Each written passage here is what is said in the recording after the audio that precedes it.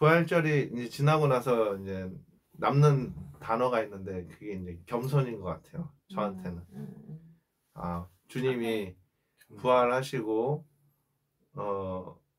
제자들에게 남긴 게 이제 행적들을 찾아보면은 겸손하다. 아, 그래 겸손이 능력으로 나갔구나. 이게 이제 보이는 거죠. 예수님이요? 예수님이 십자가에 죽으시고 부활하신 다음에 제자들에 남긴 그 능력, 그게 겸손의 능력이다. 아, 그게 이제 좀 깨달아지고요. 그 중에서 이제 사도 바울이 이제 얼마나 겸손한가 그의 언어 중에 이제 고백한 것들이 많은데 그 말씀을 좀 찾아봤고, 참고로 베드로조차도 많이 겸손해졌다. 왜냐면 그전에는 부활의 능력의 주님을 만나기 전에는 그냥 큰 소리 치고 자기 하고 싶은 대로 그냥 했던 인물이 아닌가. 그리고 그죠? 스틀리면은 그냥 칼 뽑고 상대방 귀 날리고 그랬던 인물이 이제 예수님의 십자가에 죽으시고 부활하셔서 만났을 때는 극도로 겸손해지잖아요. 네가 날 사랑하냐? 물어봐도 주님이 다 아시죠. 이렇게 겸손한 모습 볼 수 있고, 그리고 실제로 베드로가 그 이제 능력을 행할 때도 보면은 자기는 없어지더라고요. 그 말씀 하나 찾아보면은 사도행전 3장 6절인데요. 시작. 베드로가 이르되 은과 금은 내게 없거니와 내게 있는 것을 내게 주노니 나사렛 예수 그리스도의 이름으로 일어나 걸으라 하고. 아멘. 베드로는 성전에 기도하러 올라갈 때 성전 미문에 앉은 이가 마음에 계속 걸렸던 거죠. 그래서 그에게 이런 말로 얘기를 하잖아요. 은과 금은 내게 없거니와 내게 있는 것으로 준다 말하면서 그 안에 있는 게 뭐예요? 예수님이죠. 예수 그리스도의 이름으로 일어나 걸으라 할 때 안진뱅이가 치료되어져 가지고 성전을 기뻐 뛰며 하나님을 찬양하잖아요. 근데 이거 되게 중요합니다. 사이비 교주들 이렇게 일으키잖아요. 그 영광을 누가 다 가져가냐면은 본인들이 다 가져가요. 이거 치료해줬으니 뭐 어쩌고 저쩌고 나를 찬양하고 내 능력으로 낸 것이냐. 거기서 사이비랑 정말 기독교랑 갈리는 거예요. 기독교는 무조건 그런 이사와 기적이 일어나면은 주님께, 그러니까 나는 없어지고 주님이 영광 받으셔야 되는 거거든요. 베드로는 내 안에 계신 예수님, 내 안에 계신 예수님이니까 그 안에 자기는 없어지는 거잖아요. 예수님의 능력으로 됐다는 거를 온천하에 알리는 거죠. 그럼 부활의 주님을 진정으로 만난 사람은 여기서도 보면은 자기는 부인이 되어져야 되고 겸손히 주님을 높이고 모든 영광을 주님께 드린다는 거죠. 정말 제대로 주님을 만난 사람, 부활의 주님을 만난 성진이 사람은 어디 갔어? 겸손해진 거죠. 없어졌다. 성진이 없어졌다. 그 안에 예수가 가득 차지는 거죠. 자, 그래서 우리는 겸손이라는 주제로 오늘, 그러니까 부활 이후에 우리에게 보이는 건 겸손이 보여요. 지난주도 겸손, 계속 말씀은 겸손이에요. 보니까 사도 바울은 정말 겸손한 인물이죠. 겸손은 단순히 고개를 숙이는 자세가 아니고 자기 자신을 바로 보고 이것이 내 능력이 아니다, 주님의 능력이다, 이것을 고백하는 겁니다. 아멘. 그리고 모든 영광을 주님께 돌리는 거예요. 아멘. 사도 바울이 얼마나 자기를 겸손히 낮추며 소개하는지 보면은 15장 내용 전체도 보면은 거기서 소개를 할 때 바울은 부활하신 주님께서, 그러니까 부활하신 주님이 먼저 다 만나주신 걸 소개해요. 거기 15장 내용은 성경으로 봐야 되는데 안 올려놨어요. 제가 설명해 드릴게요.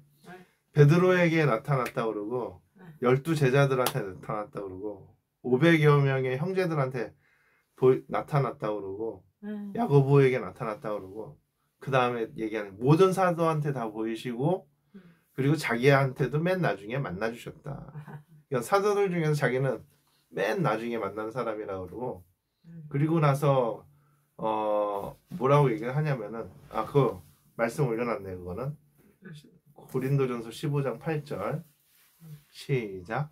맨 나중에 만삭되지 못할 난자 같은 내게도 보이셨느니라. 예, 고린도 교회에다가 이 예수 그리스도를 증거하면서 이렇게 얘기를 하는 거예요.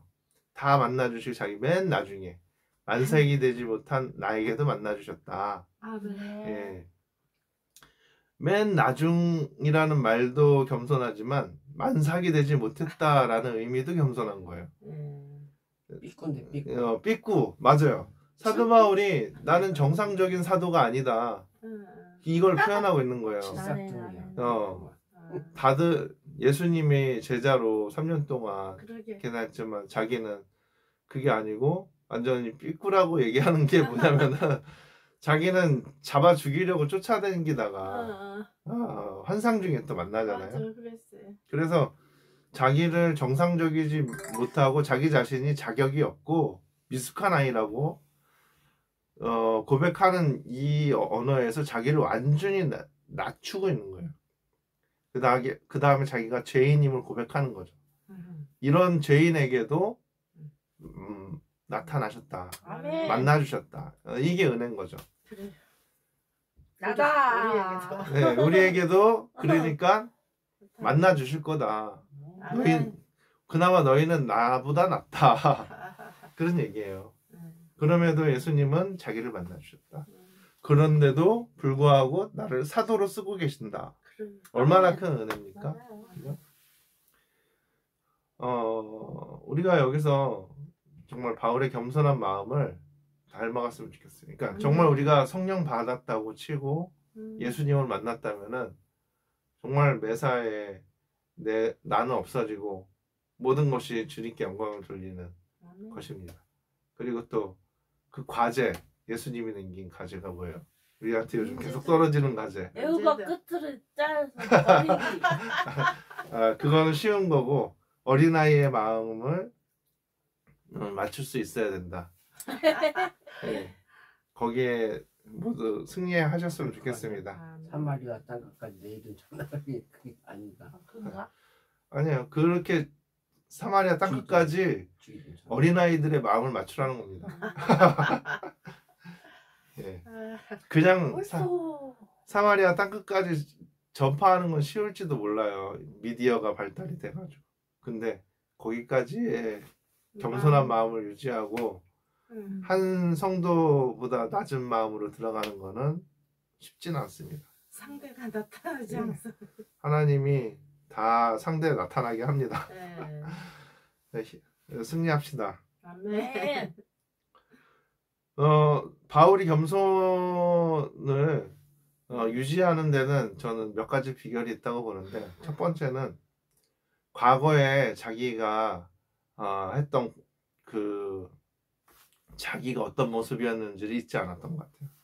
그래서 예수님 만나기 전에 자기 모습, 그건 교회를 핍박하던 사람이었고 수데반도 돌로 쳐 죽이고 또 많은 성도들을 감옥에 넘기려고 했고 핍박의 최전선에 자기가 있었음을 가지고 있었죠. 그걸 어떻게 표현하는 것 같더니 고린도전서 15장 9절이죠.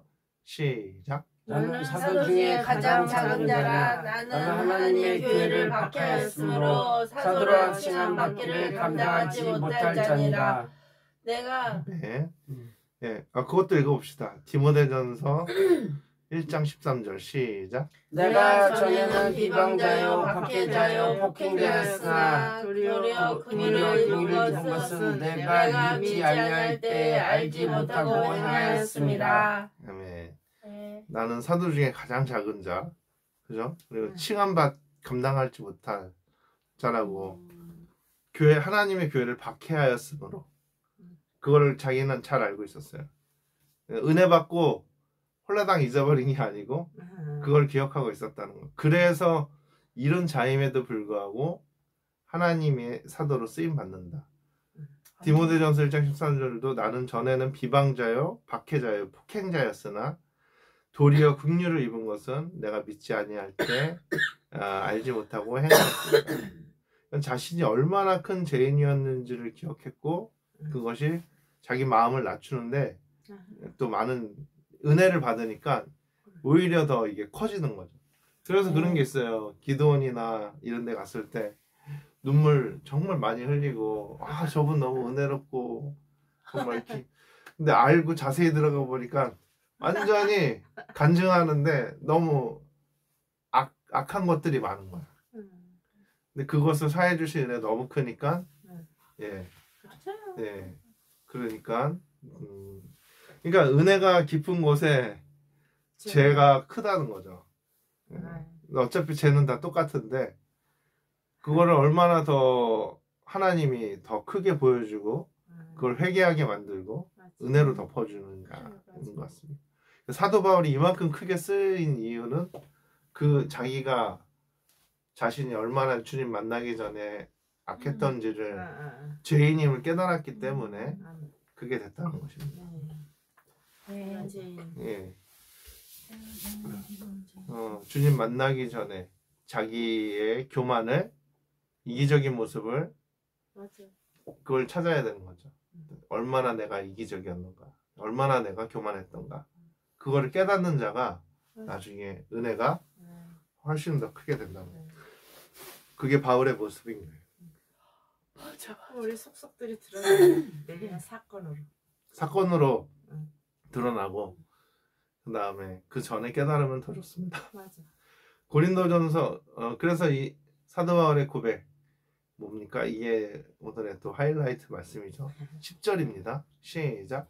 그러나 내가 나된 것은 하나님의 은혜로 된 것이니 내게 주신 그 은혜가 내가 헛되지 아니하여 내가 모든 사도보다 더 많이 수고하였으나 내가 한 것이 아니요 오직 나와 함께 하신 하나님의 은혜로라. 아멘. 이 말씀이 너무 좋아서 이 찬양이 많이 나오는 거죠. 나의 나된 것은 하나님의 은혜로다. 하나님의 은혜로다. 이게 나와야 되는 거예요.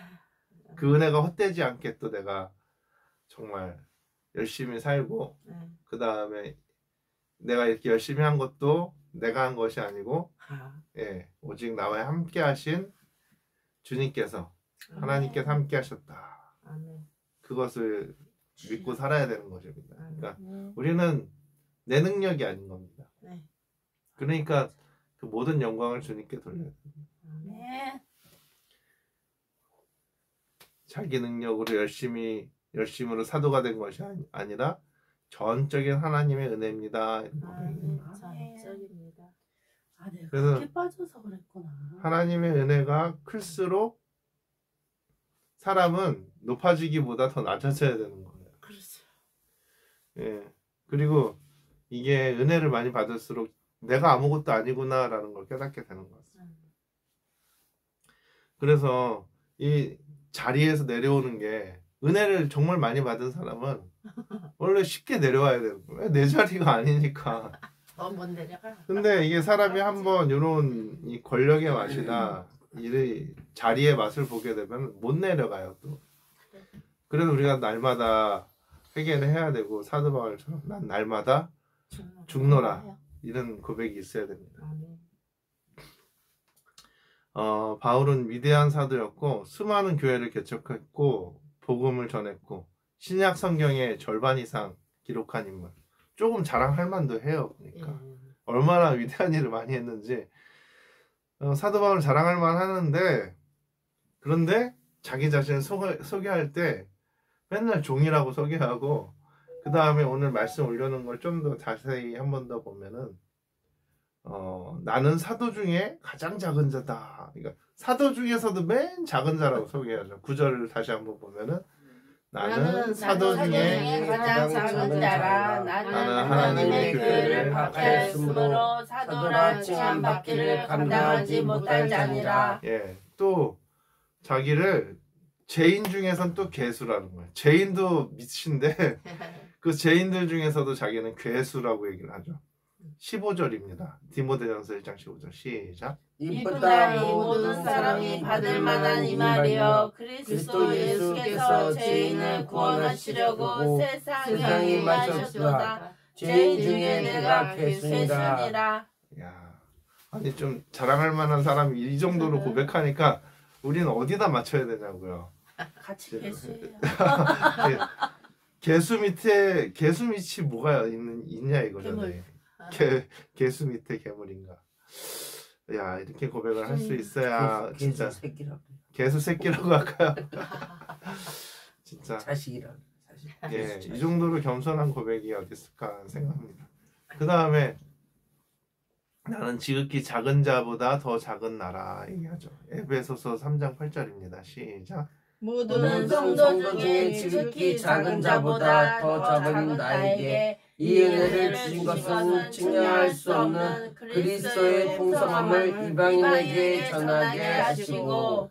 네. 성도 중에서도 자기는 뭐죠? 지극히 작은 나. 성도 중에 지극히 작은 자보다 더 작은 나에게. 야, 그러니까 교회에서도 맨 어디로 가 있는 거예요? 맨 밑바닥에 자기를 소개하고 있어요. 그리고 뭐죠?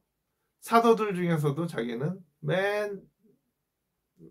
삐꾸다 이렇게 얘기를 하고, 예, 만삭이 되지 못했다. 죄인들 중에서도 자기는 더 괴수다. 성도들 중에서도 더 나는 밑바닥에 있다.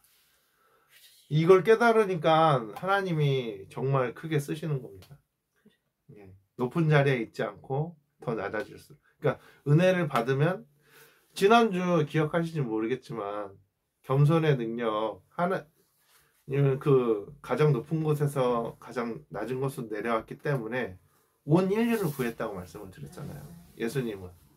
우리는 진짜 한 영혼을 구원하려면 어떻게 돼요? 그 한 영혼보다는 낮은 자의 마음으로 들어가야 구원할 수 있다는 거예요. 아멘. 사도 바울이 정말 대표적으로 겸손에 정말 은혜를 제대로 받고 정말 겸손한 걸 볼 수가 있습니다. 청소부 장로님이라고 있는데요. 이 장로님이 옛날 예배 후에 조용히 남아서 교회 구석구석을 청소를 하는 거예요. 오늘은 권사님이 성전을 청소하셨지. 날마다, 그러니까 매주 하시지만 어느 날 젊은 집사가 장로님에게 이렇게 여쭈었던 거예요. 장로님, 장로님처럼 이렇게 장로님 직분을 가지신 분이 어떻게 교회를 청소를 하시냐고. 그랬더니 장로님이 조용히 미소를 지으며 대답하는 거예요. 나는 예수님 앞에서 아무것도 아닌 사람입니다. 그러면서 그분이 나를 위해 십자가 지셨는데 이 작은 봉사라도 하지 않으면 그 은혜를 어떻게 감당합니까? 딱 이러는 거예요. 장로님의 말의 삶은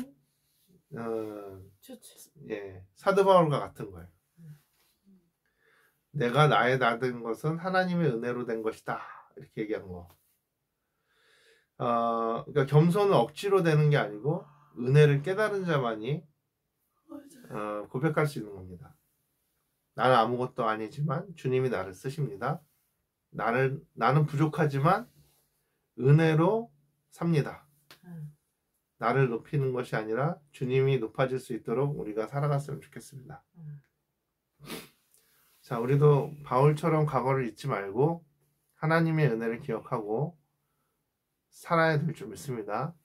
또 겸손은 억지로 만들어지는 게 아니라 자기가 죄인임을 깨닫고 하나님의 은혜로 된 것을 깨닫고 우리의 삶을 주님께 영광을 돌리며 살아간다면 자연스럽게 겸손의 능력이 우리에게 임하게 될 줄 믿습니다.